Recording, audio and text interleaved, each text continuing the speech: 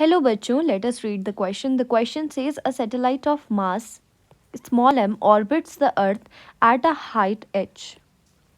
Above the surface of the earth, how much energy must be expended to the rocket the satellite out of the earth's gravitational influence, where me and re be the mass and radius of the earth respectively. So options are given in the terms of g, me, m and h.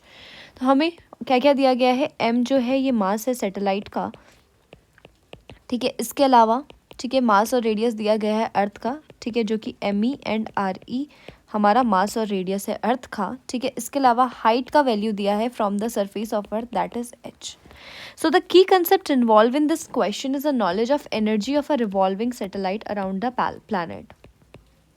ठीक है, तो जब भी हम energy का expression लिखते हैं, total energy का किसी भी प्लैनेट के लिए हम लिखते हैं that is G M. Capital M is the mass of planet, small m is the mass of satellite and R is the distance of the satellite from the centre of the planet, right.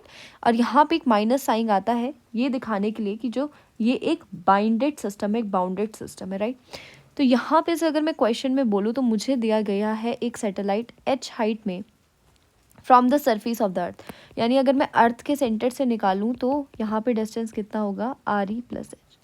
बोला गया है कि हमें इसे infinity पे भेजना है. Infinity पे भेजने का मतलब ही क्या है कि अर्थ के ग्रेविटेशनल इन्फ्लुएंस से वो फ्री हो चुका है. तो देखो अगर मैं इनिशियली एनर्जी निकालूँ तो मैं लिख सकती हूँ पहले एनर्जी रही होगी minus G M E M divided by R E plus H, जब वो किसी ऑर्बिट में घूम रही थी, 2 re plus H.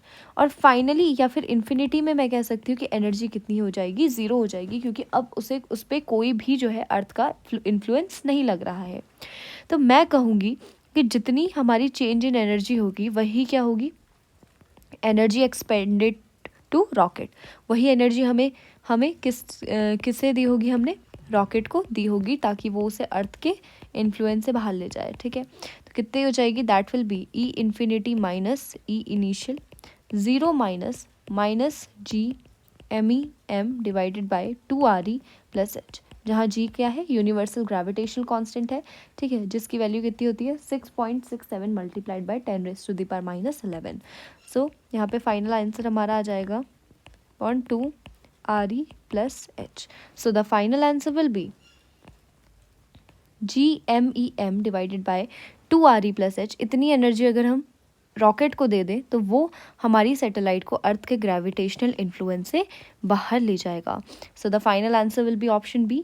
I hope you understood it well. All the best. Thank you.